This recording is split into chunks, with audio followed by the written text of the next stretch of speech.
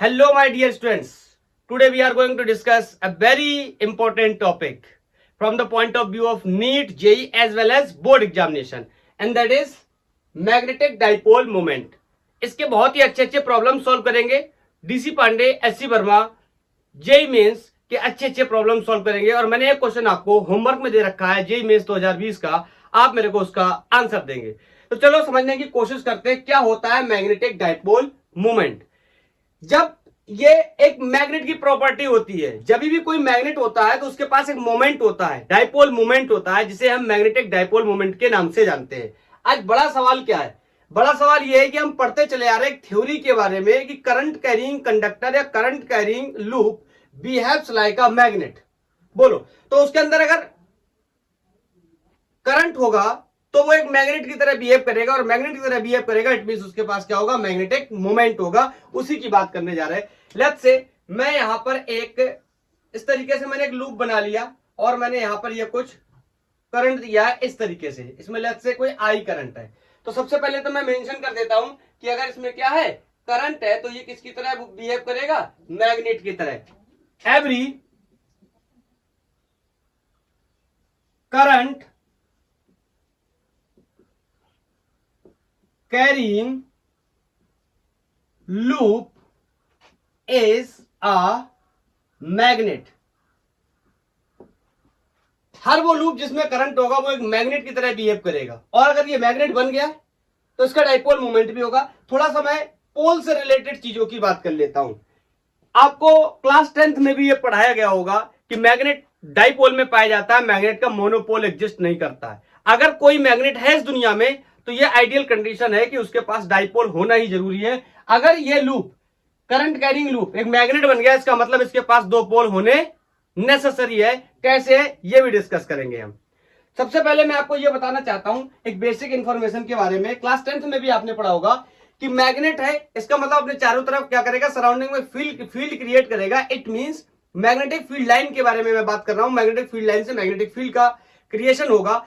तो magnetic field line कहां से पैदा होती है, ये बात हम लोग क्लास 10 से सीखते चले आ रहे हैं। मैं आपको यहां दोबारा याद दिला देता हूं। Magnetic field lines originates from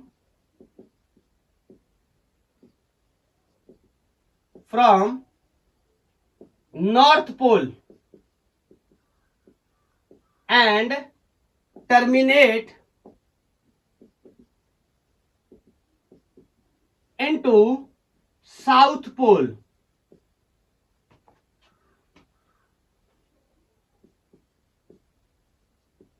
मैं ब्रैकेट में लिख दे रहा हूं इन आउटर रीजन। इतनी बेसिक बातें सबको पता है कि अगर यहां पर इस तरीके से मैग्नेट बना हुआ है, यहां पर जल्दी से बता देता हूं, ये नॉर्थ पोल है, ये साउथ पोल है, तो यहां से मैग्नेटिक फील्ड लाइन कुछ इस तरीके से होंगी।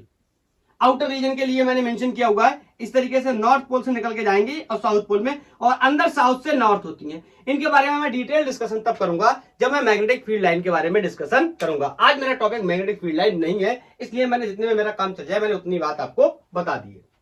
ठीक है, अब बड़ी बात यह है, जब इसमें करंट है, ये मैग्नेट बन गया, तो इसके पोल के बारे में भी डिस्कस करना पड़ेगा कि इसमें किस तरीके के पोल बन सकते हैं। दो ही पोल बनेंगे, साउथ पोल या नॉर्थ पोल। तो मैं आपको यहां पर पोलरिटी बताने जा रहा हूं पोल्स की। ये दो लूप्स हैं, इन दो लूप्स में मैं दो तरीके से करंट फ्लो करा रहा हूं। आप देख रहे होगे, जो पहला लूप है इसमें करंट कुछ क्लॉकवाइज है, और ये दूसरा लूप है इसमें करंट कुछ एंटी क्लॉकवाइज तरीके से फ्लो कर रहा है। तो यहां पर अगर आप देखेंगे तो इस तरीके से करंट फ्लो कर रहा है। ठीक है, दिस इज द पोलरिटी।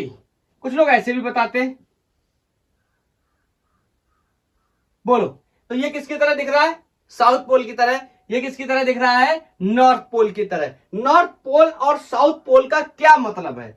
मतलब सिर्फ इतना है कि इसमें मैग्नेटिक फील्ड लाइन कुछ इस तरीके से घुसती हुई दिखाई देंगी, और इससे मैग्नेटिक फील्ड लाइन कुछ इस तरीके से निकलती हुई दिखाई देंगी।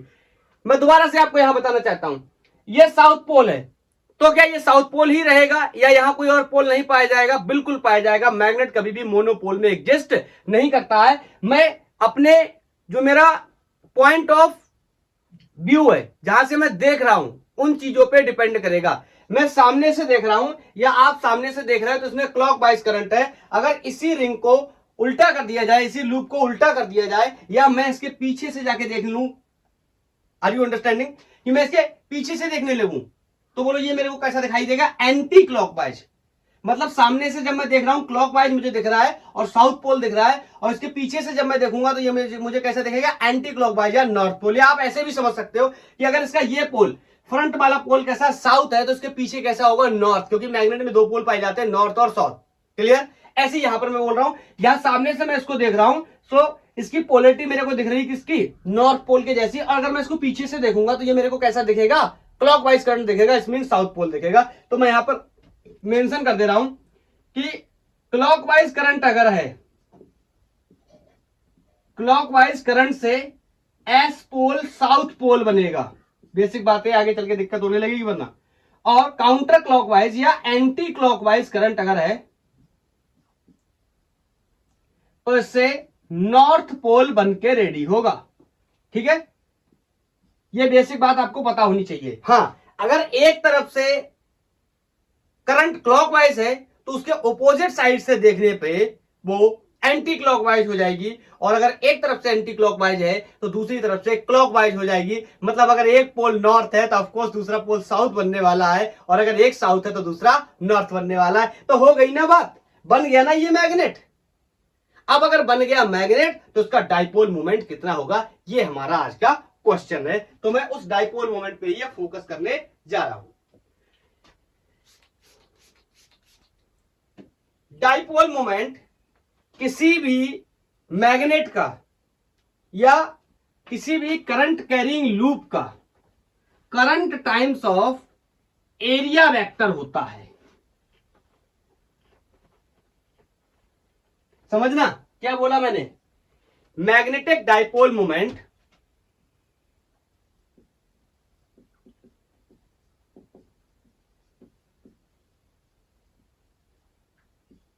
Capital M is equal to current times of area, और एरिया वेक्टर क्वांटिटी होती है, डाइपोल मोमेंट भी एक वेक्टर क्वांटिटी होती है। हां, इसमें मैं ऐसे भी बोल सकता हूं, अगर मैं इसको स्केलर फॉर्म में लिखना चाहूं और ये बोलूं, ये तो किसके लिए लिखा हुआ है मैंने? एक लूप के लिए। यदि बहुत सारे लूप हैं, if there are N loops, तो मैं लिख दूंगा capital M equal to NIA। कुछ लोग इसको भी याद कर लेते हैं, बट रिमेंबर कि magnetic dipole moment is current times of area vector. Area कैसी क्वांटिटी थी? वेक्टर। दैट्स व्हाई मैं मेंशन कर रहा हूं एरिया वेक्टर। मैग्नेटिक मोमेंट भी कैसी क्वांटिटी हुई? वेक्टर। इट मींस इसकी भी कोई अपनी क्या होगी? डायरेक्शन। कैसे निकालेंगे आगे चल के डिस्कस करेंगे। चलो थोड़ा सा यूनिट वगैरह के बारे में बात कर लेते हैं। बोलो, नंबर्स का तो कोई यूनिट होगा नहीं, करंट का यूनिट क्या होगा? एम्पियर, और एरिया का unit will be metre square. So I can say the unit is ampere metre square. Is that clear? चलो कर लेते हैं डायमेंशन की बात। थोड़ा सा एक अच्छे तरीके से मैं इसका डायमेंशन लिखना चाहता हूं। पहले मैं एक बार लिख के बताता हूं। करंट, करंट का डायमेंशन ए। बोलो, अरे करंट का डायमेंशन ए और मीटर का एल। बोलो, और उसका क्या है? L square. तो ये हो गया ए स्क्वायर एल, इसका dimension. Is that clear? End of course कैसी क्वांटिटी है? वेक्टर क्वांटिटी है। अगर वेक्टर क्वांटिटी है तो डायरेक्शन भी होगी, अभी निकालेंगे। इतनी बात आप समझ गए? इतनी बात समझ गए कि कैसे मुझे किसी भी लूप का मैग्नेटिक मोमेंट अगर कैलकुलेट करना है तो सिंपली मुझे उसमें क्या करना पड़ेगा?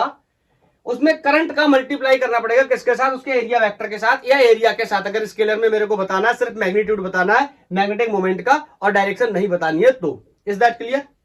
क्या इतनी बेसिक बातें आपको क्लियर हो गई? इनमें कोई डाउट तो नहीं है? चलो अब कैसे पता करेंगे डायरेक्शन, इसके बारे में डिस्कस करना शुरू करते हैं।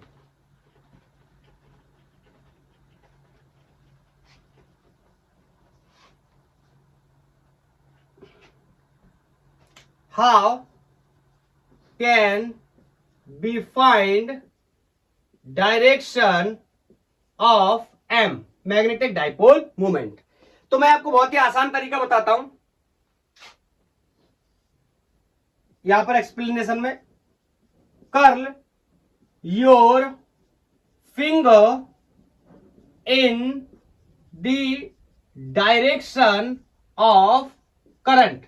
लूप में करंट की डायरेक्शन में फिंगर्स को कर्ल करना है and thumb will represent the direction of magnetic dipole moment. कैसे, मैं आपको बताता हूं. कई एग्जांपल लेता हूं मैं इसके, आप बताना मेरे को समझ आ रहा है और आंसर भी आप बताते चलना. बोलो, इसमें मैंने कुछ इस तरीके से करंट लिया है, ठीक है. इस लूप में मैंने कुछ इस तरीके से करंट लिया है, ठीक है. तो आपने बताना है कि क्या होगी इसकी डायरेक्शन.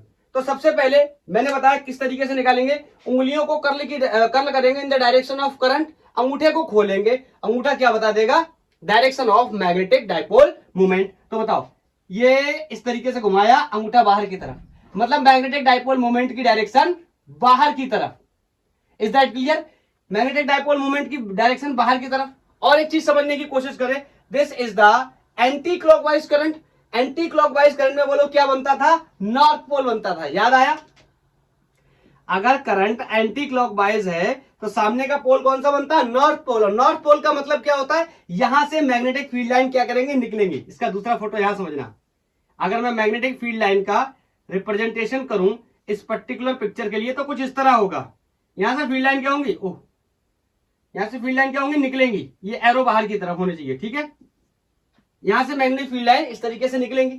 चलो, अब मैग्नेटिक डाइपोल मोमेंट का डायरेक्शन भी समझ में आ गया मुझे, बाहर की तरफ. और अगर मेरे को ओवरऑल एक फोटो में इसको रिप्रेजेंट करना हो तो मैं इसको ऐसे बना सकता हूं. बोलो, ये तो हो गया करंट कैरिंग लूप, और मैं यहां पर इस तरीके से ये रिप्रेजेंट कर सकता हूं. मतलब यहां मैग्नेटिक फील्ड का डायरेक्शन कैसा है, बाहर की तरफ. बाहर की तरफ डायरेक्शन होने का मतलब है यहां पर कौन सा पोल बन रहा है, नॉर्थ पोल. और नॉर्थ पोल से क्या होती है, मैग्नेटिक फील्ड लाइन निकलती हैं. Is that clear? चलो इसके बारे में डिस्कस करते हैं. बोलो, पहले तो मैग्नेटिक डाइपोल मोमेंट की डायरेक्शन पता करने की कोशिश करते हैं. तो curl your finger in the direction of current and thumb will represent the direction of magnetic dipole moment. Clear? कहां आ रहा है, अंदर की तरफ. इसका मतलब मैं इसको ऐसे रिप्रेजेंट कर सकता हूं, अंदर की तरफ. या दूसरे तरीके से भी समझने की कोशिश करूं तो ये क्या बन रहा है, बोलो, साउथ पोल बन रहा है. साउथ पोल का क्या मतलब होता है, magnetic field line south pole में अंदर जाती है, बाहरी रीजन में. तो मतलब यहां पर अगर मेरे को मैग्नेटिक फील्ड लाइंस वाली पिक्चर बनानी हो, इस फोटो को अगर मेरे को बनाना हो तो बोलो, यहां पर जितने भी मैग्नेटिक फील्ड लाइंस होंगे वो इस तरीके से होंगे, अंदर की तरफ जा रहे होंगे. Is that clear? अंदर की तरफ जा रहे होंगे. साउथ पोल में क्या कर रहे होंगे, टर्मिनेट कर रहे होंगे. Is that clear? तो मैग्नेटिक डाइपोल मोमेंट की डायरेक्शन भी पता चल गई. देखो, ये तो लूप स्क्वायर टाइप से, सॉरी, ये तो लूप सर्कुलर टाइप से, स्क्वायर टाइप से भी लूप हो सकता है, रेक्टेंगुलर लूप भी हो सकता है, अलग अलग ज्योमेट्री हो सकती है लूप्स की. बोलो, इज दैट क्लियर? चलो, तो डिस्कस करने की कोशिश करते हैं कि मैग्नेटिक मोमेंट क्या होगा और डायरेक्शन क्या होगी. और कुछ पिक्चर्स लेते हैं. अच्छा, इनका मैथमेटिकल आंसर बताओ. मैथमेटिकल आंसर एक बार मैं बता देता हूं कि इसका रेडियस क्या है, स्मॉल आ रहा है. इन दोनों का ही रेडियस स्मॉल आ रहा है.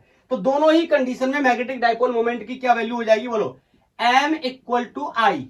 मैंने बताया current times of area. Area current times of area. Area कितना हो जाएगा, ये सर्कल है, इसका एरिया कितना हो जाएगा, पाई आर स्क्वायर. बोलो, अगर डायरेक्शन की बात करूं तो मैंने अभी अभी देखा इसका डायरेक्शन क्या आया, आउटवर्ड. तो आप यहां पर रिप्रेजेंट कर सकते हो आउटवर्ड, या लिख भी सकते हो डायरेक्शन क्या है, perpendicular outward to the plane of the board या प्लेन ऑफ द पेपर. अगर इसकी बात करो तो m is equal to I, again area is pi R square. बोलो, इसकी डायरेक्शन क्या आई थी, इनवर्ड. Is that clear? या perpendicular inward to the plane of the board या पेपर. Is that clear? चलो कुछ और एग्जांपल लेते हैं. धीरे धीरे काफी कठिन हो जाएगा, अभी आसान लग रहा है. एक्सप्लेनेशन है, ये सबको पकड़ना जरूरी है, तभी हम क्वेश्चंस को, अच्छे क्वेश्चंस को सॉल्व कर पाएंगे जब हमें बेसिक इंफॉर्मेशन होगी. चलो, मैं आप दो लूप बनाता हूं. एक लूप स्क्वायर टाइप लूप बनाता हूं मैं. मेरे पास ये एक लूप है, ये स्क्वायर लूप है, इसका साइड लेंथ a है और इसमें कुछ इस तरह से करंट दे रखा है, ठीक है. और question is magnetic dipole moment बताओ विथ डायरेक्शन. ओके, चलो बताओ आप, ट्राई करके बताओ मेरे को। दूसरा, मैं एक लूप इस तरीके से ले रहा हूं, कुछ इस तरीके से। आप तब तक मेरे को इसका आंसर डायरेक्शन बताओ पता करके, मैं दूसरा बना रहा हूं।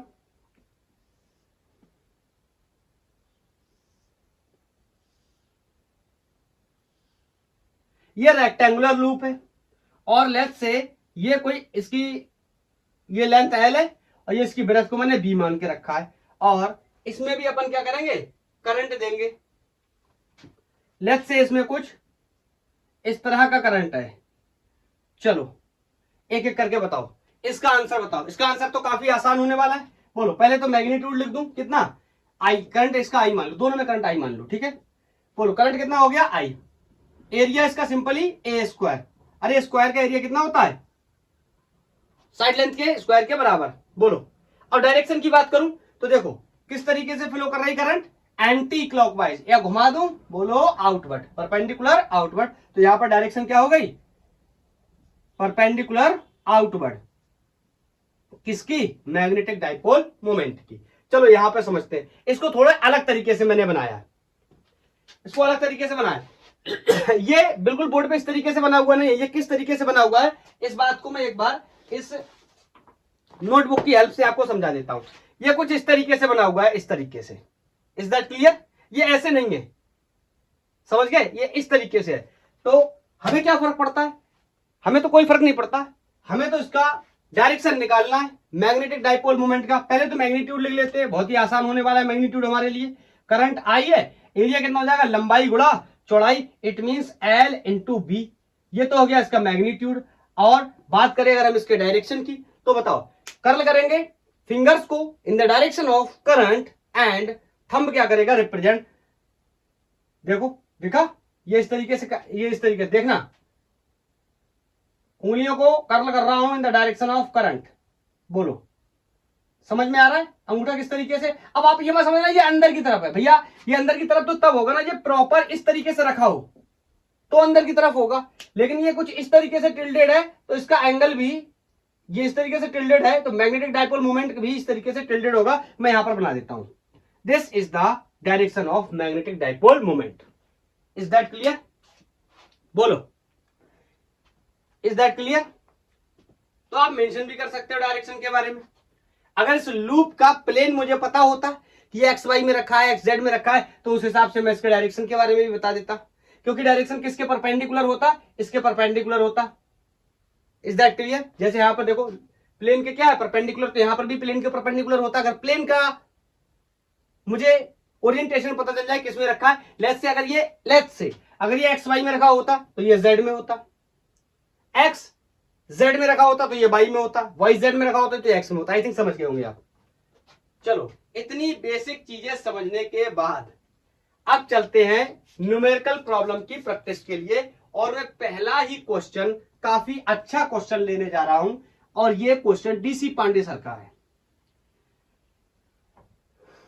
इससे पहले अच्छा मैं एक बात आपको और बता दूं, तब मैं इस क्वेश्चन को आगे लेकर के सॉल्व करूंगा।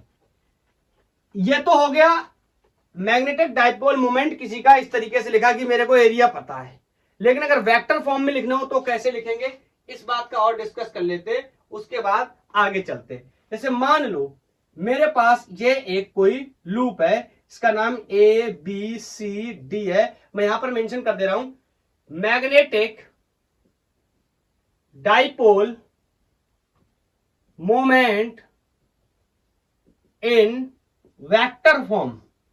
अगर वेक्टर फॉर्म में लिखना है तो कैसे लिखेंगे, मतलब आई जे के फॉर्म में लिखना है। तो राइटिंग तो आपको पता ही है, आप थोड़ा सा मेरे बोलने से समझ जाया करो, कलम चलना नहीं चाहती, यहां पे आके ऐसे ऐसे होने लगती है, जल्दी लिखने का मन करता है। बोलो, तो मैं एक बात कह सकता हूं, जैसे मान लो इसमें करंट हो गई कोई ना कोई, तो मैं आपसे बोल सकता हूं कि magnetic dipole moment M equal to क्या होता है, करंट टाइम्स ऑफ एरिया।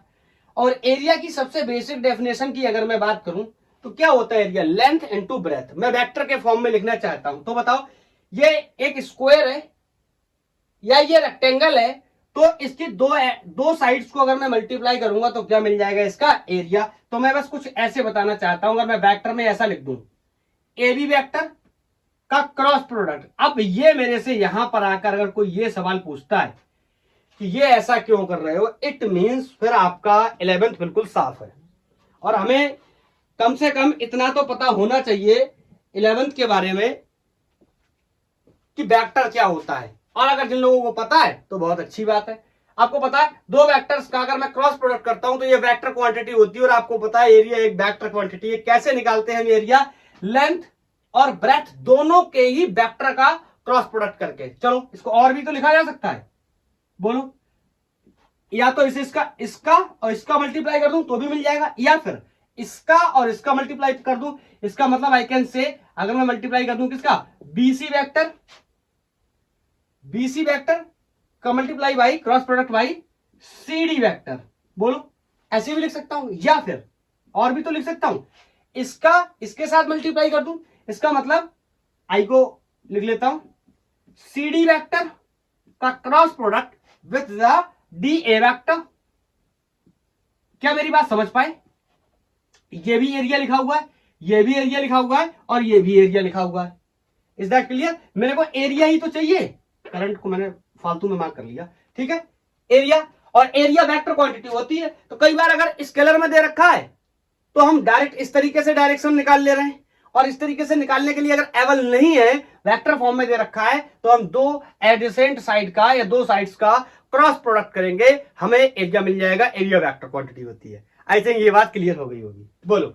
चलो अब मैं डीसी पांडे सर का वो क्वेश्चन लेना चाहता हूं जिसके बारे में मैं बात कर रहा था।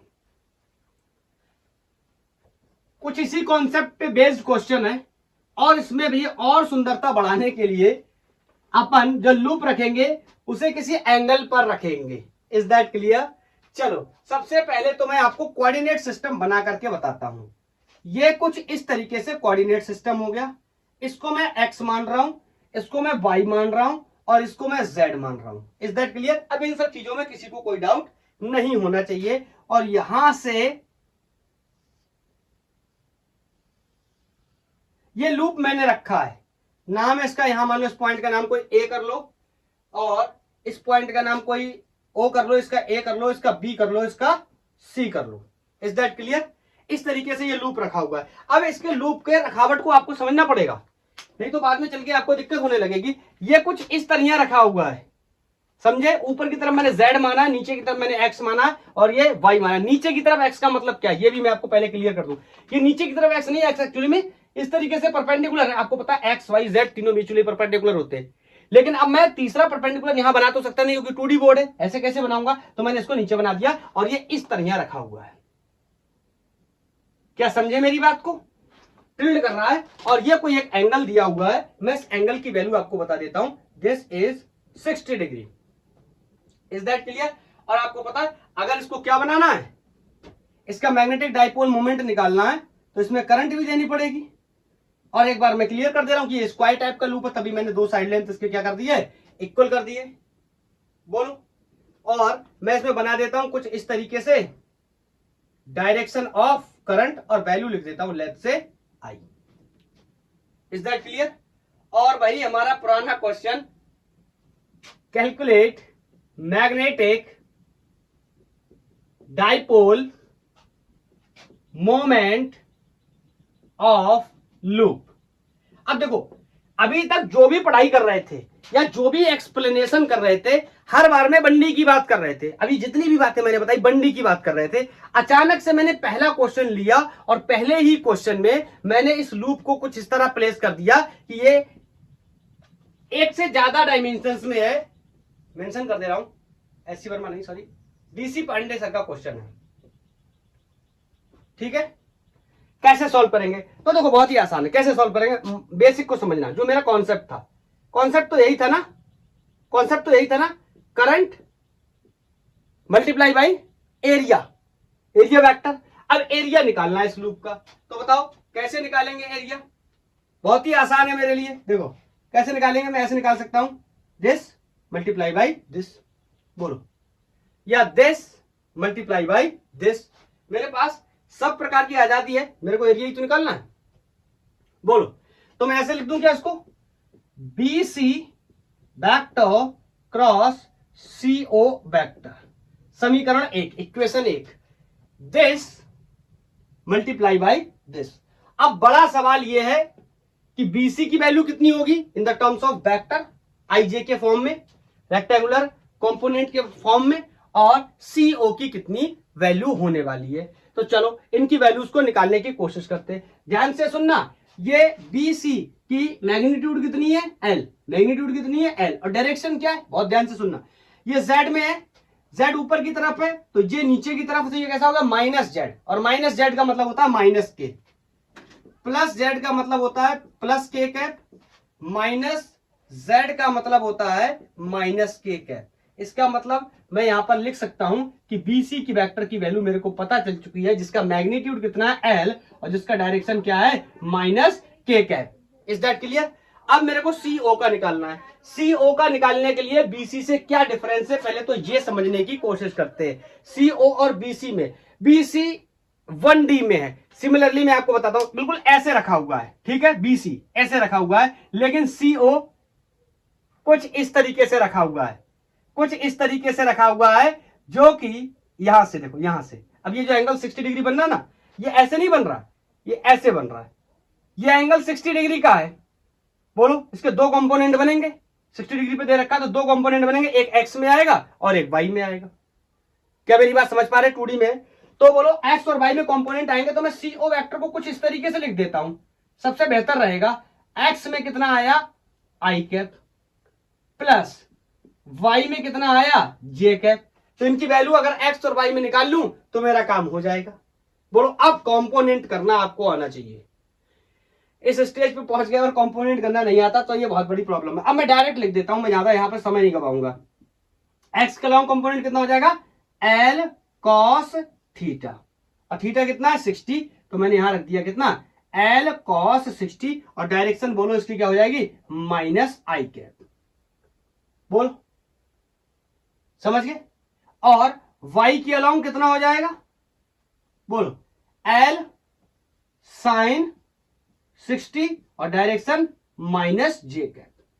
Is that clear? ये पता होना चाहिए आपको कि किस तरीके से कंपोनेंट करते हैं। तो यहां पर मैंने वो कंपोनेंट करे, डायरेक्शन यहां पर ये आई तो इसके पीछे माइनस आई, यहां पर ये वाला जे तो इसका कंपोनेंट इधर माइनस जे। अब मेरा ये सीओ वेक्टर बनकर तैयार हो गया, दैट इज, इसको एक्सपोज भी कर ले रहा हूं, cos 60 की वैल्यू हाफ होती है, so this is going to be L/2, minus को आगे कर लेता हूं आई कैप, प्लस साइन 60 की वैल्यू √3/2 होती है, तो दिस इज √3/2 इंटू एल, और बोलो माइनस जे को आगे कर लेता हूं, इसका मतलब यहां पर माइनस का साइन लगा लेता हूं ये जे। तो ये सीओ वेक्टर भी मिल गया। अब तो बहुत ही आसान है मेरे लिए, बीसी वेक्टर पता है, सीओ वेक्टर मिल गया, दोनों का क्रॉस प्रोडक्ट करना। अब सवाल बड़ा एक घर से पैदा होगा, क्या मुझे क्रॉस प्रोडक्ट आता है? आना चाहिए सबको। इस स्टेज पे हम लोग आ गए, तो बताओ मैं इस पिक्चर को हटा देता हूं, यहां पर आपको सोल्यूशन करके बता देता हूं इसका, और भी बहुत सारे सवाल करेंगे, डोंट वरी, समझते चले जाओ। कंपोनेंट वगैरह तो यार अब आपको आना चाहिए ना। आप खुद सोचो कि सबसे शुरुआत जहां से करते हैं बिल्कुल वेक्टर से, और हम पढ़ रहे हैं सेकंड ईयर में, और अभी हमें कंपोनेंट करना नहीं आता, डायरेक्शन समझना नहीं आता, तो ये बहुत चैलेंजिंग है। इसके लिए सोल्यूशन है मेरे पास, जाओ और YouTube पे टाइप करो vector and component of the vector by gang और फिजिक्स, आपको मेरे सारे लेक्चर्स मिल जाएंगे। अब वहां कम से कम इतना तो देख लो, अब यहां बताना पॉसिबल नहीं है। चलो तो मैं यहां पर लिखने चला, magnetic dipole moment vector is equal to I into BC cross CO. चलो अब सारी वैल्यूज को रखना शुरू कर देता हूं। ये तो आई है, बीसी की वैल्यू मैंने यहां निकाल रखी है, तो इसको मैं लिख ले रहा हूं किस तरीके से, माइनस एल के कैप, माइनस को बाहर निकाल लिया। अब अपन इसका क्या करेंगे, क्रॉस प्रोडक्ट करेंगे, किसके साथ, इसके साथ, minus L/2 I cap minus √3/2 L J cap. अब देखो क्रॉस प्रोडक्ट आपको आना चाहिए, अगर आपको नहीं आता है तो मैं यहां पर शॉर्ट में आपको थोड़ी सी कुछ बातें बता देता हूं। ये आई, ये जे और ये के, ये मैं बहुत बार आपको बता चुका हूं, जब भी दो का प्रोडक्ट करेंगे आंसर विल बी नेक्स्ट। क्या नेक्स्ट? नेक्स्ट दो चीजें हो सकती हैं, या तो प्लस नेक्स्ट, या नेक्स्ट कैसा हो सकता है माइनस का। मैंने पहले भी बता रखा है कि अगर क्लॉकवाइज घूमे तो नेक्स्ट कैसा हो जाएगा प्लस का, और अगर एंटी क्लॉकवाइज है तो नेक्स्ट कैसा होगा माइनस का। नेक्स्ट का मतलब क्या है ये समझते हैं। अगर आई क्रॉस जे किया तो आंसर विल बी के, जे क्रॉस के किया तो answer will be I. Next समझ रहे हो ना, और के क्रॉस आई किया तो इसका नेक्स्ट बताओ कौन है, जे। समझ गए? अब चलते हैं, शुरुआत करते हैं क्वेश्चन की। और क्लॉकवाइज घूमते हैं इसमें तो answer next will be plus, और एंटी क्लॉकवाइज घूमते तो next will be minus. Is that clear? चलो अब सॉल्व करते हैं। आई माइनस एल, और मैग्नीट्यूड की मल्टीप्लाई पहले कर लेते हैं, ये माइनस एल, ये माइनस एल बाई टू, तो माइनस माइनस क्या हो जाएगा प्लस, और एल स्क्वायर बाई टू। अब किसका मल्टीप्लाई करना है, वेक्टर्स का। के क्रॉस आई, के क्रॉस आई कैसे घूम रहा है, क्लॉकवाइज। तो पहले तो आंसर क्या होगा, नेक्स्ट। नेक्स्ट का मतलब जे। अब डिसाइड करना है जे प्लस या जे माइनस। तो के क्रॉस आई क्लॉकवाइज मतलब प्लस। Is that clear? बोलो, क्या किसी को कोई डाउट है? मेरे हिसाब से नहीं होना चाहिए। चलो नेक्स्ट। अब इसका इसके साथ करेंगे तो माइनस माइनस, पहले मैं यहां प्लस कर लेता हूं, ठीक। एल का इसके साथ मल्टीप्लाई करूंगा, this is going to be √3/2 L L L square. अब के कैप क्रॉस जे कैप, तो के कैप क्रॉस जे कैप, बोलो ऐसे घूमना पड़ रहा है उल्टा, मतलब के का जे के साथ करूंगा, answer will be I. Next next कैसा होगा, माइनस का, क्यों? क्योंकि एंटी क्लॉकवाइज घूम रहा हूं। आई थिंक मेरी बात आप समझ पा रहे होगे, माइनस का आई। अब ये माइनस यहां से हटा करके मैं यहां लगा देता हूं, ठीक है। अब ये मेरा आंसर बनके रेडी हो गया। Is that clear? इसमें कुछ चीजें कॉमन होंगी, अगर आप चाहो तो कॉमन कर सकते हो, जैसे करंट कॉमन हो जाएगा, एल स्क्वायर बाई टू भी कॉमन हो जाएगा। एल स्क्वायर, ये क्या लिख दिया, एल स्क्वायर बाई टू दोनों में है, तो यहां से मैंने कॉमन कर लिया, तो यहां से बचा J cap minus √3/2 I cap. This is the answer of this problem. Clear? क्या मेरी बात को आप अच्छे से समझ पाए? बोलो। मैं इजी क्वेश्चंस बहुत ज्यादा नहीं कराऊंगा, अच्छे लेवल के क्वेश्चंस को ही कराने की कोशिश करूंगा, जिन्हें हमारे स्ट्रॉन्ग चांसेस हो नीट जेई में पूछे जाने के। बोलो। और बोर्ड एग्जाम से रिलेटेड अच्छे सवाल ही कराता हूं ज्यादातर, जो लो क्वेश्चन है थोड़े से आप उनको खुद से ट्राई किया करो, क्योंकि मेरे पास बहुत ही सीमित टाइम है, आप ये समझ सकते हो। मैं ऑनलाइन में काम कर रहा हूं, यूट्यूब में पढ़ा रहा हूं। अब यहां पर मैं बहुत ज्यादा लंबे लंबे लेक्चर्स जैसे 2-2 घंटे 3-3 घंटे के भी नहीं कर सकता, ये भी मेरी एक मजबूरी है। तो फिर उसके लिए लोग बोलेंगे कि इसकी लेंथ बहुत ज्यादा है, तो इस वजह से अच्छे क्वेश्चंस को सेलेक्ट करते हैं और उन्हीं को सॉल्व करवाते हैं। बोलो, नेक्स्ट क्वेश्चन के लिए रेडी हो क्या? करोगे क्या, ये बताओ। मेरे हिसाब से तो करना चाहिए। चलो मैं एक क्वेश्चन लेता हूं, यह क्वेश्चन भी डीसी पांडे सर की बुक से है, डीसी पांडे सर का सवाल है। समझ, मैं पहले से थोड़ा हिंट दे रहा हूं, बोर्ड 2D है तो समझने में थोड़ी सी प्रॉब्लम हो सकती है। मैं एक डायग्राम बना रहा हूं, और इस डायग्राम को मैं थोड़ा सा आपको अलग तरीके से बताऊंगा, ये क्या बनाया है मैंने।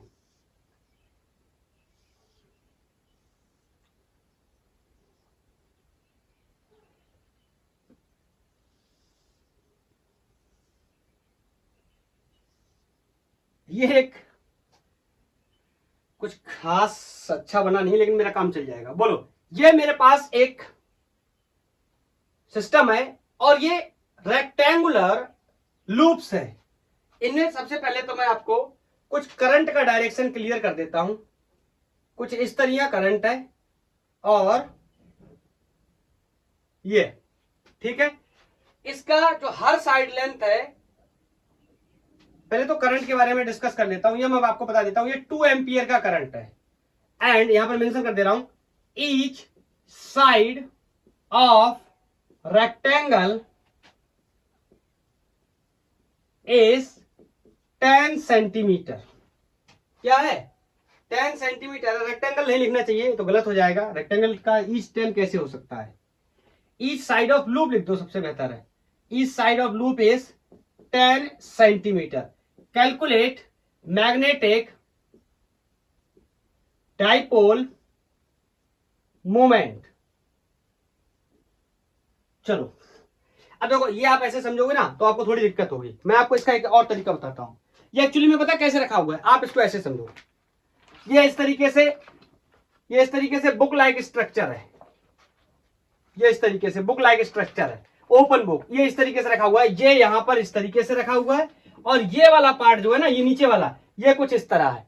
लेकिन बोर्ड पे तो ऐसा बना नहीं सकता ना, दैट्स व्हाई मैंने कुछ इस तरीके से बनाया। आप मेरी बात समझ गए होंगे, ये कुछ इस तरीके से, ठीक। तो दोनों के मैग्नेटिक डाइपोल मोमेंट भी निकालने पड़ेंगे, फिर उनका अलग अलग मैग्नेटिक डाइपोल मोमेंट मतलब अलग अलग डायरेक्शन में हो सकते हैं, और मैग्नेटिक डाइपोल मोमेंट एक वेक्टर क्वांटिटी हो सकती है, तो उनके नेट निकालने पड़ेंगे। तो कैसे सॉल्व करेंगे आप ट्राई करो एक बार, 1 2 3 ट्राई। अब समझते हैं। सबसे बेहतर है ना आप इसको दो अलग अलग भाग में तोड़ लो। जैसे ये मैंने बुक ली थी, तो इसमें दो बराबर भागों में इसको अलग अलग तोड़ लो। जैसे ये इस तरीके से रखा है ना, तो बेहतर है ना एक बार इसका निकाल लो और एक बार इसका निकाल लो। समझे मैंने क्या बोला? नहीं समझे? देखो ये कुछ एक इस तरह ऊपर वाला हिस्सा बना लिया, नाम कर देता हूं ABCD, इसका नाम हो गया ABCD।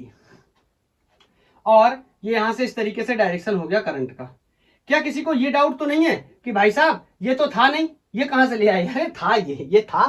कैसे लोग हुआ यार, ये था, वहां नहीं दिख रहा है ना, ये देखो ये था, ये ऐसे है ना, सब मिट जाएगा, लिखा हुआ दोबारा बनाना पड़ेगा। ये ऐसे है तो ये कॉमन है नहीं, यहां से जुड़े हुए हैं, देखो बोलो। तो मैं इसके बारे में बता रहा था, ये कुछ इस तरीके से रखा हुआ है, ओके लाइक दैट। ये वाला फेस इस तरीके से, इसका मैग्नेटिक मोमेंट बाहर की तरफ आ जाएगा।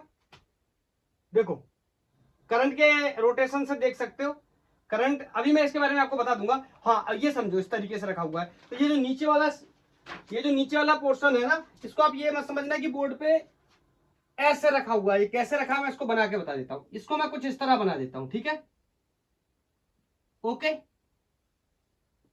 तो ये कॉन्सेप्ट समझ में आ गया।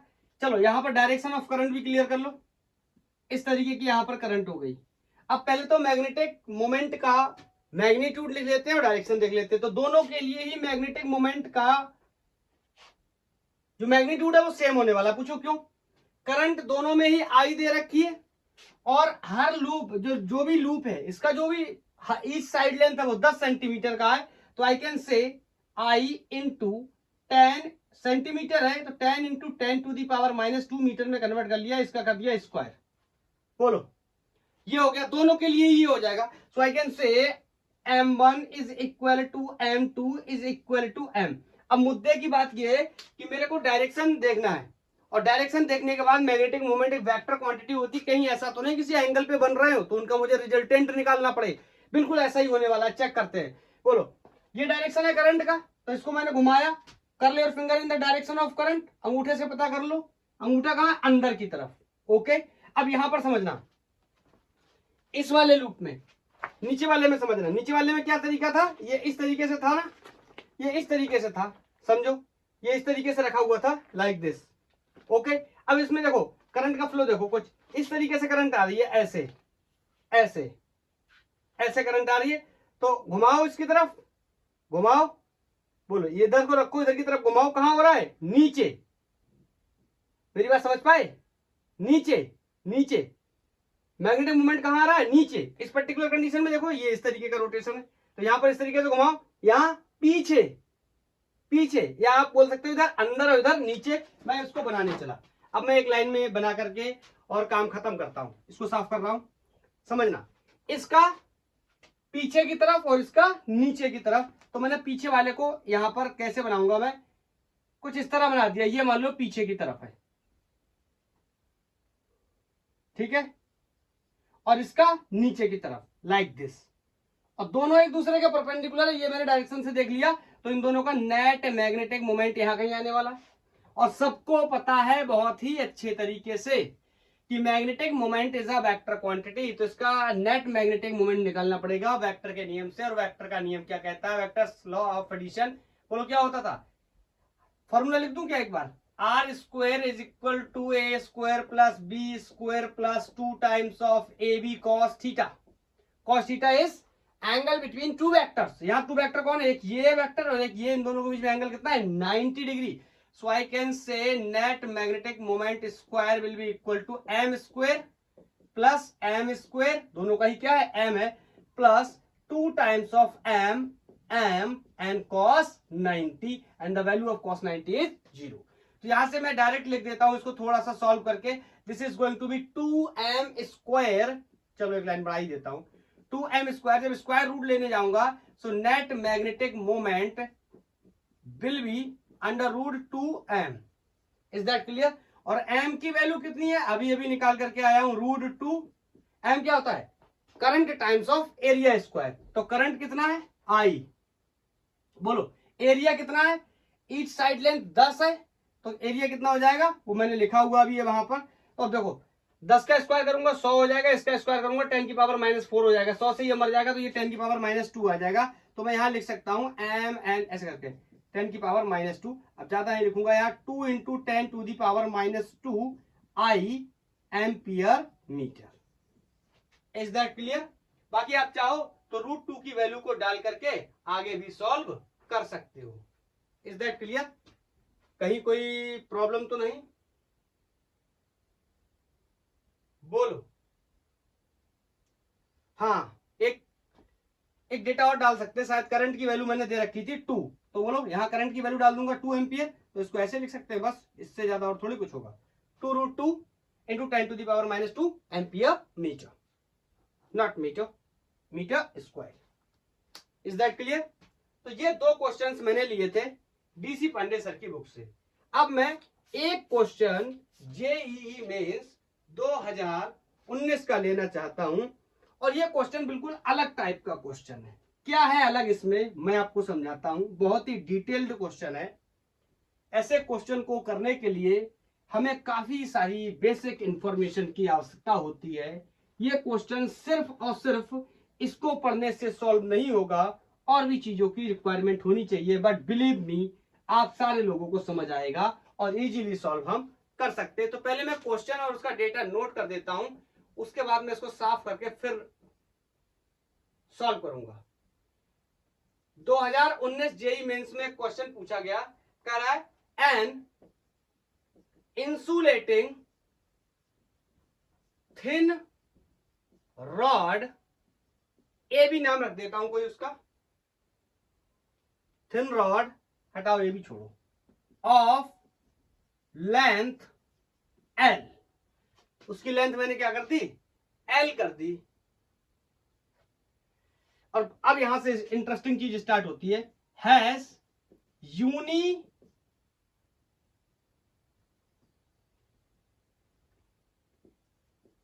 यूनिफॉर्म डेंसिटी, और डेंसिटी का मेरे को यहां पर है, यूनिफॉर्म कैसे लिख सकता हूं? Has linear density, linear density, और डेंसिटी का फंक्शन दे रखा है, density is the function of distance, variable density है ρ0 x/L, ये फंक्शन दे रखा है डेंसिटी का। ठीक है, इस पे इस तरीके की एक चार्ज डेंसिटी किसके ऊपर? इस रॉड के ऊपर, जो थिन रॉड अपन ने ले रखी है। अब इंपॉर्टेंट बात सुनना, the rod is rotating about axis of rotation at origin, origin के अबाउट क्या कर रहा है? घूम रहा है, मतलब एक एंड के अबाउट घूम रहा है। अगर मोमेंट ऑफ इनर्शिया की रिक्वायरमेंट पड़ जाती है तो ml²/3, देखते हैं, अगर पड़ेगी तो सोचेंगे इसके बारे में। बोलो। और परपेंडिकुलर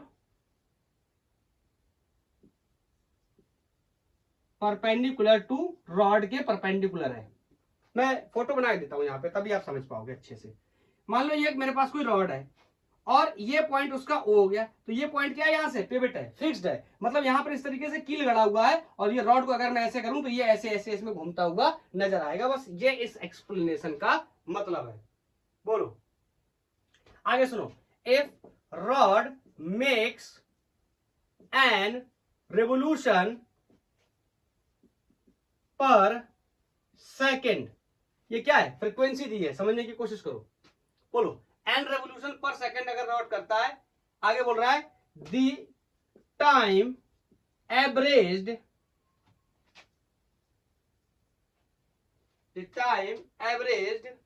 मैग्नेटिक मोमेंट या magnetic dipole moment is of rod is कितना होगा? मैं यहां पर 4 ऑप्शन भी लिखे देता हूं। N rho l cube, option B is pi n rho l cube, option C is pi by 3 n रो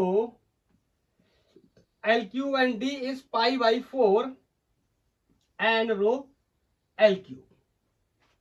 इस क्वेश्चन को पहले तुम पढ़ लो, अब मैं साफ कर दे रहा हूं ताकि मैं इसे सॉल्व करने के लिए जगह बना पाऊं।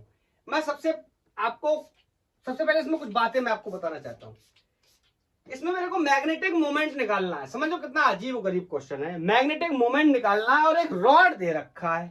मैं तो ये पढ़ रहा था जब किसी लूप के अंदर करंट होगा तो वो मैग्नेट बनेगा, उसके अंदर डाइपोल होंगे, तब मैं उसका मैग्नेटिक मोमेंट कैलकुलेट करूंगा। ये तो रॉड है और इसके अंदर करंट की बात भी नहीं कर रहा है, चार्ज डेंसिटी दे रखी है। बोलो, और इसके अबाउट क्या है? फिक्स्ड है, मतलब एक्सेस ऑफ रोटेशन ये है इसके perpendicular to the plane of perpendicular to the rod. यहां पर कील गड़ा हुआ है, लाइक दिस, ऐसे समझो। यहां पर कील गड़ा हुआ है और मैं इसको ऐसे घुमा सकता हूं।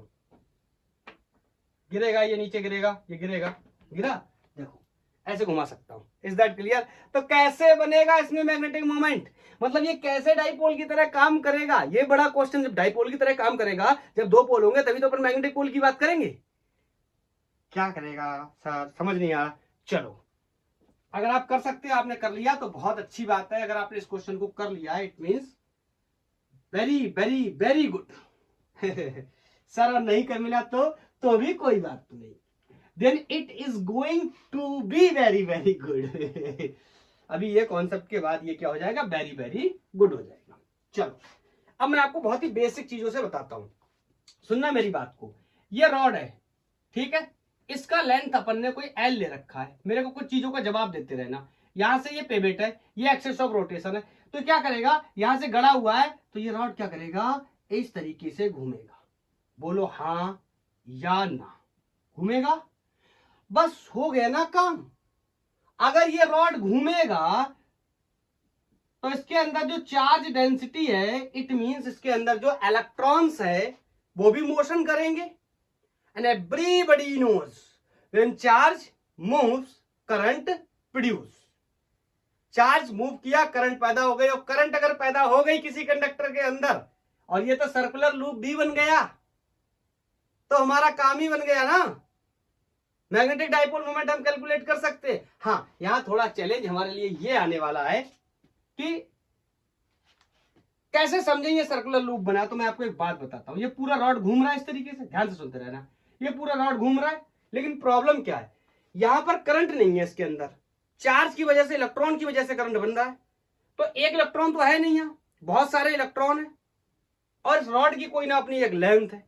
तो मुझे इसको छोटे छोटे डिफरेंशियल पार्ट में तोड़ लेना चाहिए। एक डिफरेंशियल पार्ट में कितनी करंट बनी, उससे कितना मैग्नेटिक मोमेंट बना, बाकी सारे डिफरेंशियल पार्ट को जोड़ देंगे, इट मींस इंटीग्रेट कर देंगे।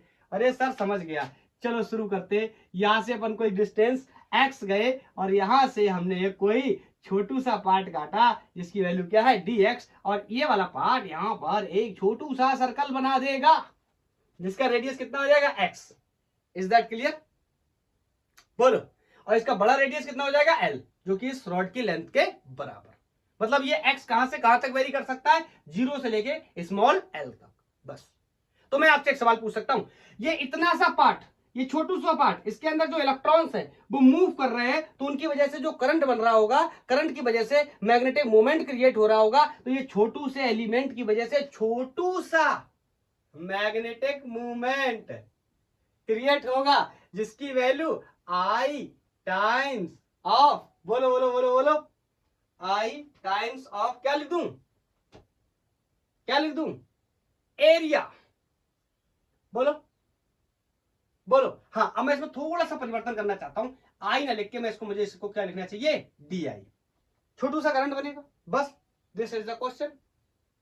तोड़ लिया, ब्रेक कर लिया। अब इसको क्या कर दो, एक एलिमेंट का निकाला, इसका जोड़ लो, इसका जोड़ लो, इसका जोड़ लो, इसका जोड़ लो, सबका जोड़ते चले आओ, इट मींस इंटीग्रेट कर दो। DM, don't think this is the mass, this is the magnetic moment.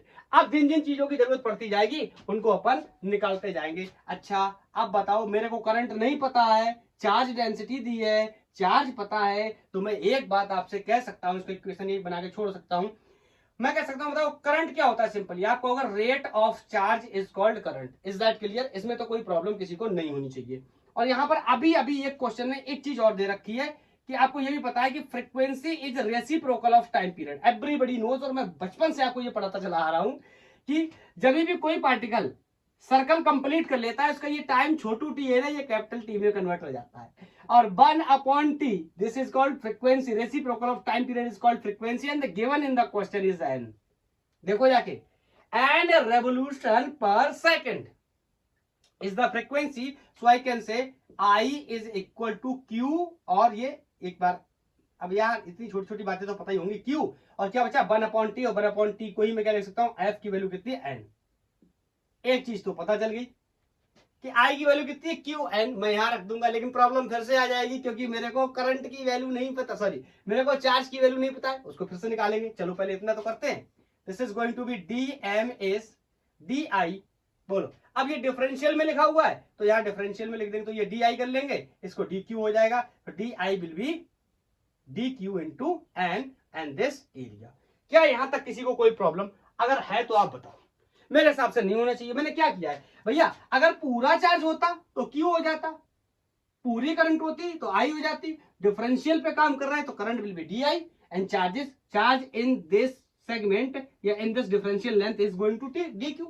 Is that very clear? बोलो अब सवाल यहां पे पैदा होता है कि मेरे को dq की वैल्यू कैसे निकालनी है। तो इसके लिए मैं एक कॉन्सेप्ट का यूज करूंगा जिसका नाम होगा चार्ज डेंसिटी।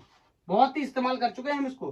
बताओ चार्ज डेंसिटी, ध्यान से सुनना, चार्ज डेंसिटी क्या होता है? चार्ज डेंसिटी तीन प्रकार की होती है, charge per unit length, per unit area, per unit volume. मतलब charge per unit length, per unit charge per unit area, charge per unit volume. यहाँ पर यूनिट लेंथ की बात कर रहे हैं, क्यों? क्योंकि रॉड है, रॉड के पास थिन, रॉड का मतलब थिन का मतलब क्या है? इसके पास सिर्फ और सिर्फ क्या है? लंबाई। इसके पास एरिया नहीं है, चौड़ाई नहीं है, इसका मतलब इसके पास क्या है? सिर्फ लेंथ है। ये लीनियर ऑब्जेक्ट है। Is that clear? और उसके बारे में मेरे को दे रखा है जिसको, तो मैं यहाँ पर कौन सी डेंसिटी लगाऊंगा? Linear charge density. मैं लैम्डा से रिप्रेजेंट करता था, बट क्वेश्चन ने यहाँ पर रो से रिप्रेजेंट किया, तो अपन भी क्या कर लेंगे? रो से रिप्रेजेंट कर लेंगे। और charge density is the function of distance which is also given in the question x/l। ठीक है, तो यहां पर बोलो चार्ज डेंसिटी क्या होगी? Charge per unit length. ये तो पूरा हो गया, और चार्ज पर यूनिट लेंथ हो गया। लेकिन अगर मेरे को इस डिफरेंशियल लेंथ के लिए निकालना हो तो बोलो इस डिफरेंशियल लेंथ की वैल्यू कितनी है? dx, और इस डिफरेंशियल लेंथ में चार्ज कितना है? dq। So I can say rho will be equal to dq upon dx।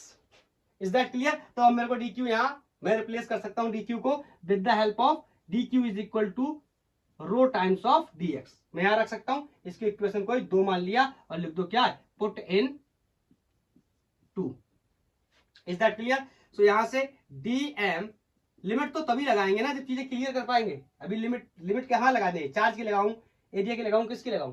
तो थोड़ा सा वेट करना पड़ेगा। एरिया तो मेरे को पता है क्या? पाई आर एक्स स्क्वायर, क्योंकि ये क्या है? सर्कल बनना है, इसका रेडियस कितना है? x, तो इसका एरिया में बहुत ही आसानी से लिख सकता हूं क्या? पाई एक्स स्क्वायर। पाई एक्स स्क्वायर पूरा होता तो और कुछ रेडियस हो जाता। चलो चलो जल्दी जल्दी करते रहते। तो ये हो गया रो dx इंटू एन। बताओ एरिया, इस सर्कल का एरिया कितना हो जाएगा? Radius pi times of radius square, तो पाई, इसका रेडियस कितना है? X square. अब यहां पे मैं लिमिट भी रख दूंगा, जो जो कांस्टेंट है उनको बाहर भी निकाल लूंगा। तो एक लाइन और बढ़ा लेता हूं, जो जो कांस्टेंट है उनको इंटीग्रेशन के बाहर कर लेता हूं। बोलो क्या n कांस्टेंट है? निकाल लू। क्या पाई कांस्टेंट है? निकाल लू। क्या रो कांस्टेंट है? ना ना ना ना। This is the function of rho, this is the variable. जैसे जैसे x चेंज होगा वैसे वैसे डेंसिटी चेंज होगी। यहाँ पर डेंसिटी कुछ और है, यहाँ कुछ और है, यहाँ कुछ और है। क्यों? ये लीनियरली वेरी कर रहा है। देखो ना, rho is proportional to the x। जैसे x बढ़ेगा तो ये भी बढ़ेगा, x घटेगा तो ये भी घटेगा। आई थिंक क्लियर होगा। तो मैं रो को निकाल नहीं सकता, अंदर ही रखूंगा और आगे चलकर रो की वैल्यू भी रख दूंगा। So this is going to be rho x square dx। Is that clear? बोलो इतना नोट कर लो, इतना नोट कर लो। मैं यहां से हटा रहा हूं, ऊपर से हटा रहा हूं। 1 2 3 नोटेड, नोटेड। चलो अब हम लोग बहुत ही इजी कर चुके हैं इसको, अब आसानी से हम इसे सॉल्व भी कर सकते हैं। तो यहां पर समझते हैं, dm is equal to n pi, rho की वैल्यू यहां पे चाहो ऐसे भी लिख सकते हो आप। रो की वैल्यू कितनी दे रखी है? Rho not x upon l। With respect to X square dx। ऐसे। अब बताओ इसमें जो जो कांस्टेंट है उनको बाहर निकाल लेंगे। क्या मैं कह दूं रो नॉट कांस्टेंट है? बिल्कुल, ये कोई गणित का नंबर है, प्रोपोर्शनलिटी में भी गया था। बोलो एल भी कांस्टेंट है? यस। इस रॉड की लेंथ क्या है? कांस्टेंट है। अंदर क्या हो गया? एक्स और x square, this is going to be x cube with respect to dx। अब मेरा क्वेश्चन है कि integration of x with respect to dx is very easy for me and limit सबसे कम वैल्यू x की यहां से स्टार्ट होके कितनी 0 हो सकती है और सबसे अधिक वैल्यू x की यहां जाकर के l हो सकती है। तो limit from 0 to l। Clear? बोलो।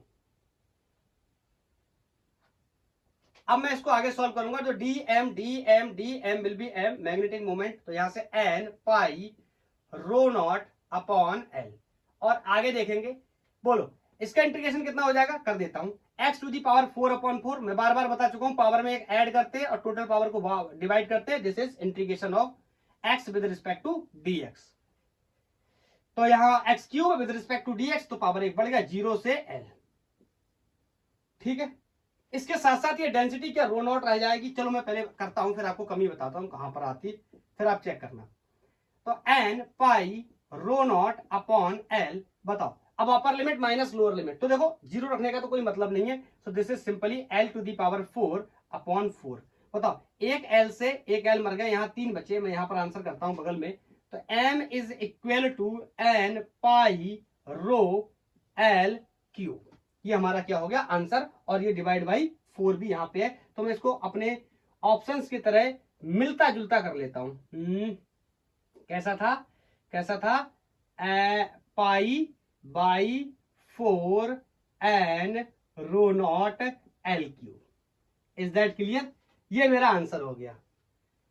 और कुछ लोग इसको फ्लो में आके ये लगा देंगे, इसीलिए मैं एक ऑप्शन और भी रखना चाहता था। जो चौथा ऑप्शन है उससे पहले मैं एक ऑप्शन और रखना चाहता था। चौथा ऑप्शन ये है पाई/4। आपने नोट किए होंगे, आप चेक कर सकते हो।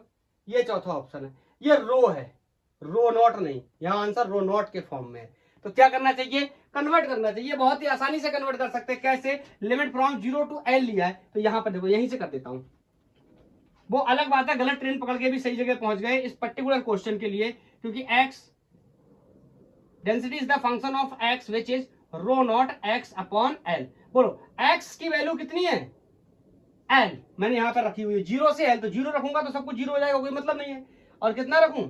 l रखूंगा अगर, तो रो की वैल्यू कितनी जाएगी? रो नॉट एल अपॉन एल। इससे ये मर गया। रो की वैल्यू कितनी हो गई? रो नॉट। मतलब इस रो की जगह मैं क्या प्लेस कर सकता हूं? रो नॉट। पर्टिकुलर क्वेश्चन के लिए अगर ये वैल्यू कुछ और होती तो शायद सवाल और भी इंटरेस्टिंग बनता और दो दो ऑप्शन दिए जाते। अगर मैं पेपर को बनाता, मैं सबसे पहला ऑप्शन ये वाला सेट करता और लोग देखते ही इसको आंसर मारते और चले जाते। रो और रो नॉट में डिफरेंस नहीं करते, क्योंकि गलत हो जाता।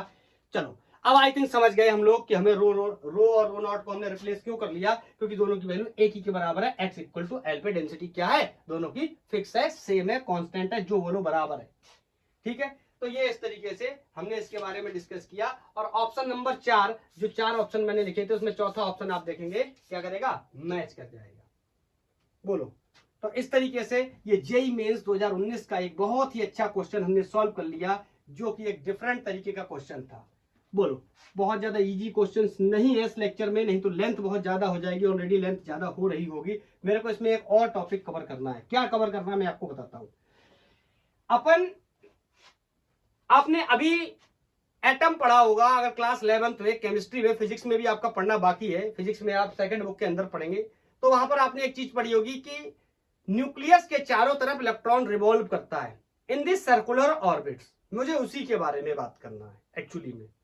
तो मैं उसका, अगर आप बताओ न्यूक्लियस के चारों तरफ इलेक्ट्रॉन रिवॉल्व करता है। Electron is the charge particle, और चार्ज पार्टिकल जब मूव करेगा तो करंट बनेगी, और करंट अगर एक लूप में बन रही है, इट मींस वो एक मैग्नेट बन जाएगा। उसके पास 2 पोल होंगे, तो हम उसका मैग्नेटिक डाइपोल मोमेंट कैलकुलेट कर सकते हैं। यस, तो I am going to calculate magnetic dipole moment of revolving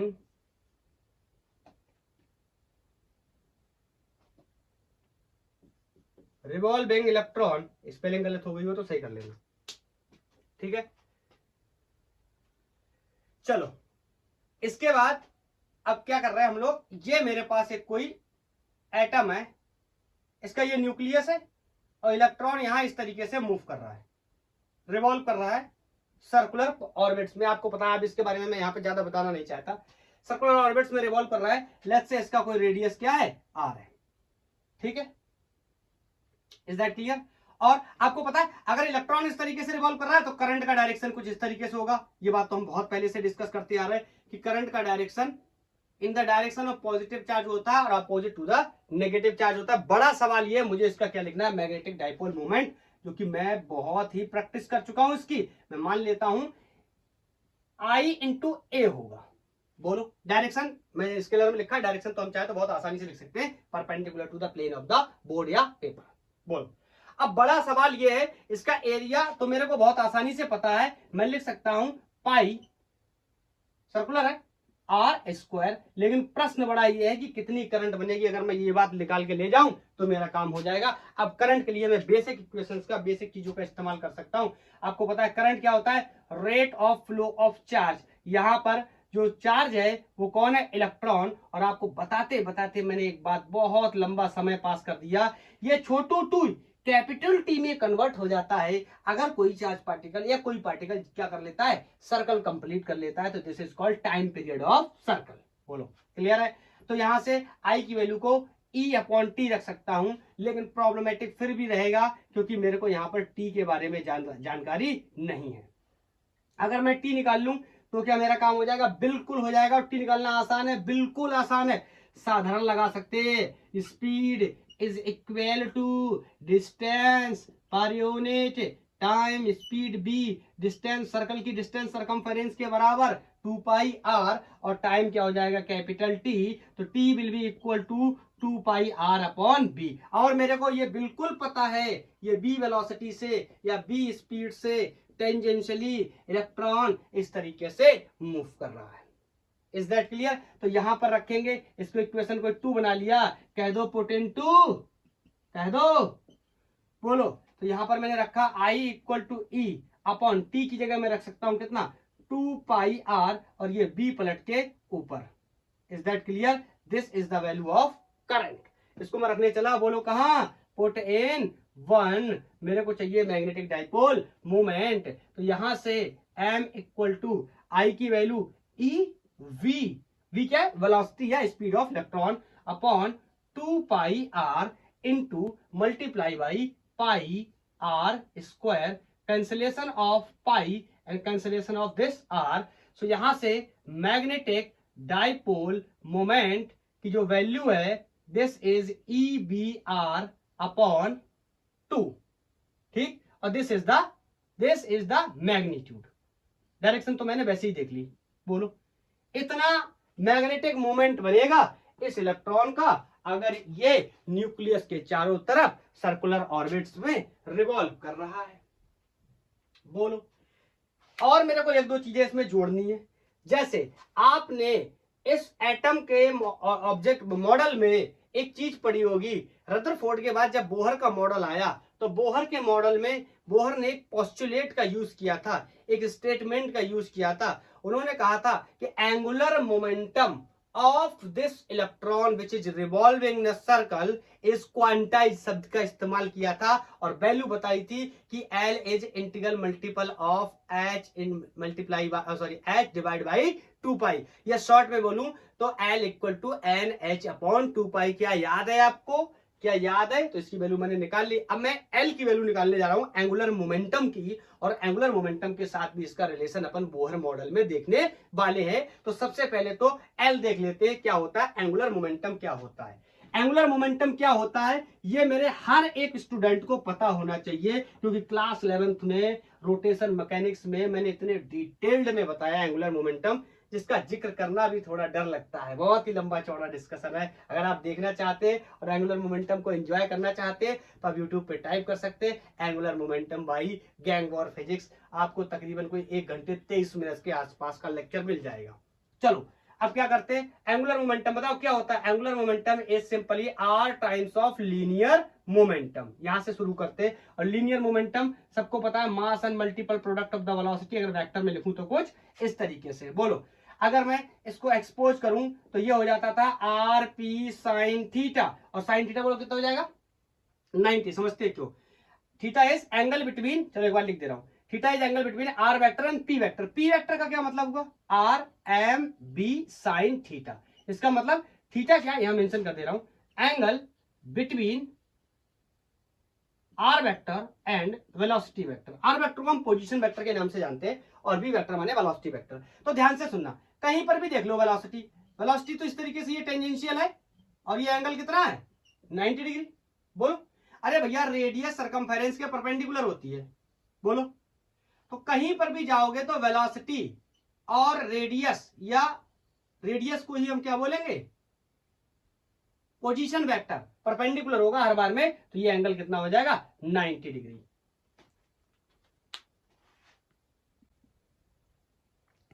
light जाने की वजह से 2 बार प्रॉब्लम हुई, रियली सॉरी फॉर दैट, होता है कभी कभी, क्या कर सकते हैं। चलो यहां पे फिर से समझते हैं, साइन 90 और साइन 90 की वैल्यू कितनी होती है 1। तो यहां से angular momentum m v r, is that clear? ऐसा लिख लूं? बोलो, तो कोई भी पार्टिकल या कोई, जो इलेक्ट्रॉन के बारे में अपन बात कर रहे थे, ये क्या कर रहा है, सर्कुलर मोशन परफॉर्म कर रहा है, रिवोल्यूशन कर रहा है। तो इसका अगर मैं, ये इसका मैग्नीट्यूड हो गया, आपको पता है ये भी वेक्टर क्वांटिटी होती है, मैं ज्यादा यहां इसके बारे में नहीं बताना चाहता। तो मैं इन दोनों का रेशियो लेना चाहता हूं, कितना होगा। So magnetic dipole moment raise to angular momentum is going to be e B r by 2 and divided by m b are.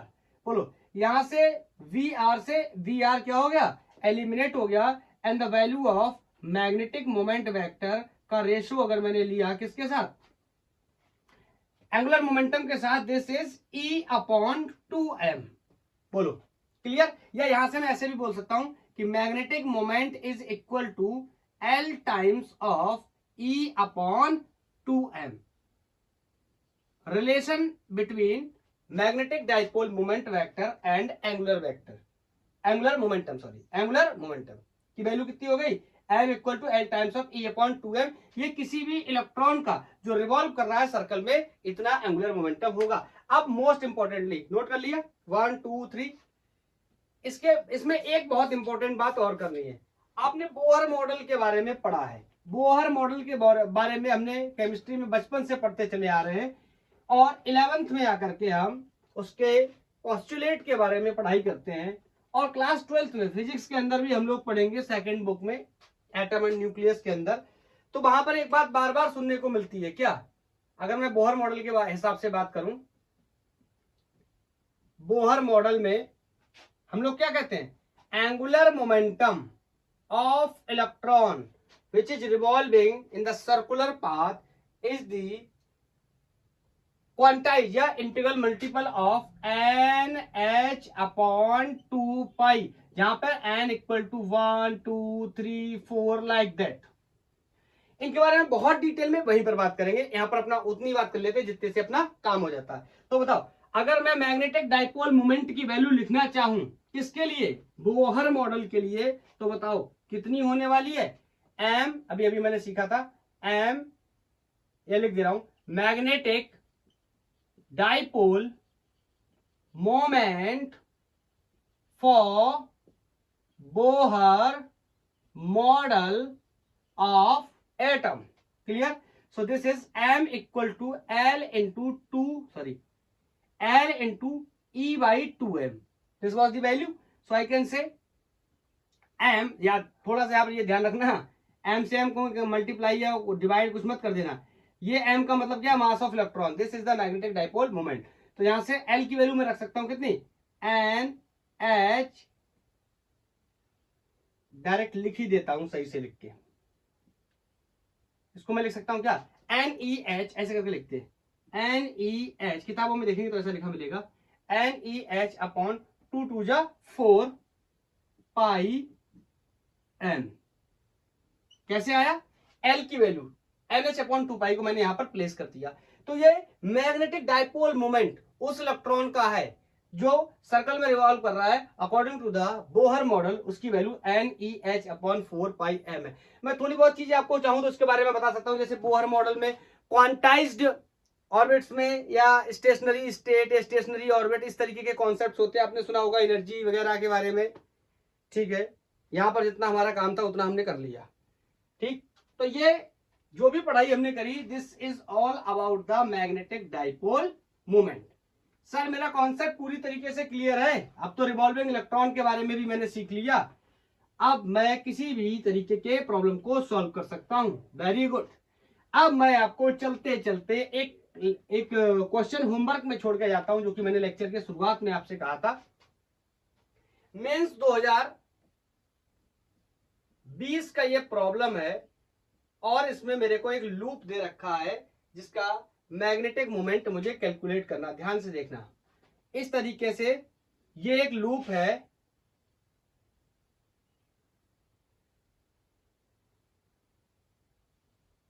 Like this.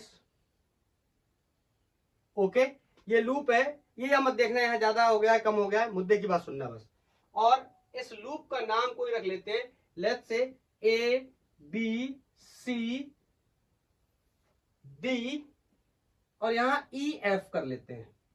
ठीक है, इसमें करंट का डायरेक्शन भी कर लेते हैं, कुछ इस तरह करंट का डायरेक्शन है।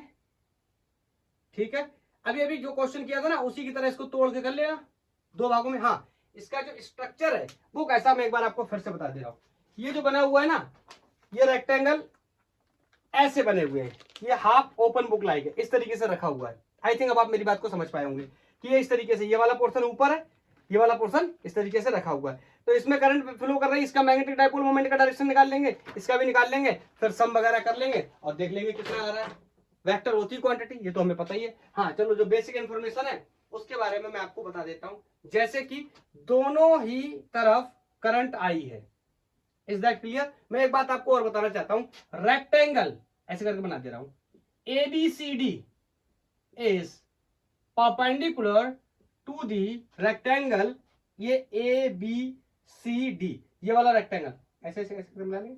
ठीक है, परपेंडिकुलर है किसके, CFED इस रेक्टेंगल के क्या है, परपेंडिकुलर। ये बेसिक इंफॉर्मेशन मैंने आपको दे दी। उसके बाद हमें कैलकुलेट करना है, calculate magnitude and direction of magnetic dipole moment. Clear, m की value, magnetic dipole moment vector की वैल्यू हमें कैलकुलेट करनी है, और इसके लिए मैं आपको 4 ऑप्शंस भी दे देता हूं।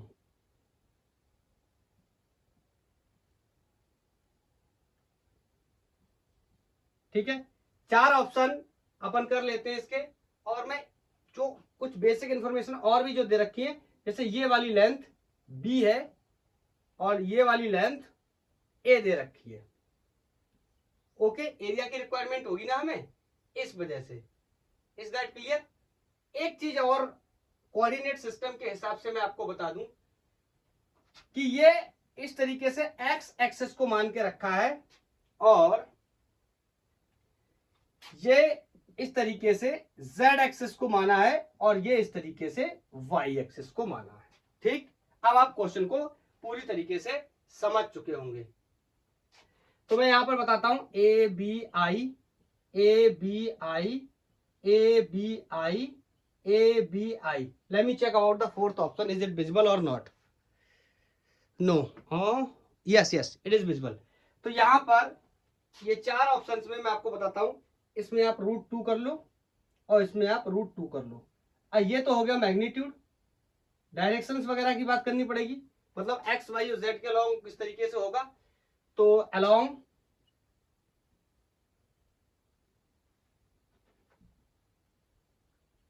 Along along along vector form में दे रखा है अलोंग।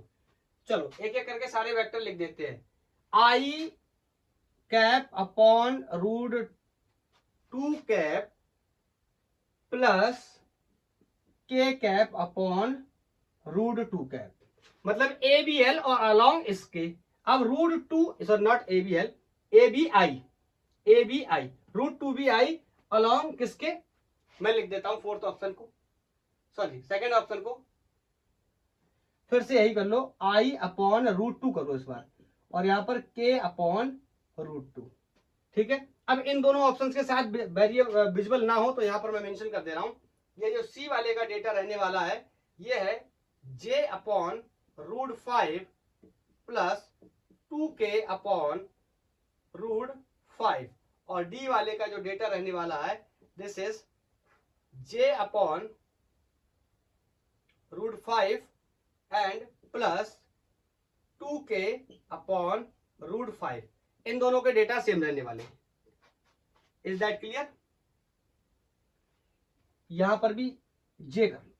ठीक, अब ध्यान से तुम देखोगे तो ये दोनों डेटा सेम है और ये दोनों डेटा भी सेम है, सिर्फ क्या है ABI along this या √2ABI along this, ऐसे इसका ABI along this या √2ABI along this।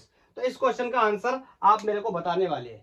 ठीक है, तो आज के लिए इतना ही, थैंक यू, धन्यवाद। आई होप आपने बहुत एंजॉय किया होगा मैग्नेटिक डाइपोल मोमेंट, बहुत ही अच्छे अच्छे क्वेश्चंस भी हमने सॉल्व किए। हाँ, मैं समझ सकता हूँ थोड़ी सी लेक्चर की लेंथ ज्यादा हो गई होगी, तो कभी कभी मैनेज करना पड़ता है। ओके, तो आज के लिए इतना ही, बाय बाय।